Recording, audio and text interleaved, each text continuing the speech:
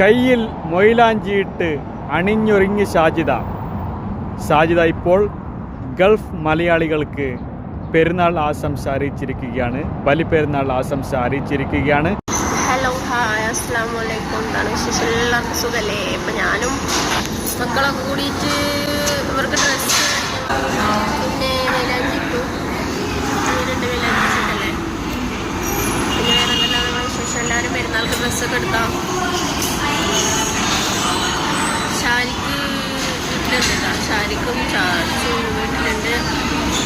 പിന്നെ വേറെ എന്തെല്ലാം വിശേഷങ്ങൾ? സുഖമല്ല എല്ലാവർക്കും? എല്ലാവരും ഡ്രസ്സ് എടുത്ത് ആരൊക്കെ ഡ്രസ്സ് എടുത്തു കമൻറ്റ് ചെയ്യട്ടാം. നാട്ടിൽ പെരുന്നാളിന് മണിക്കൂറുകൾ ബാക്കിയിരിക്കുകയാണ്. ഈ ഒരു സന്ദേശം സാജി നൽകിയിരിക്കുന്നത്.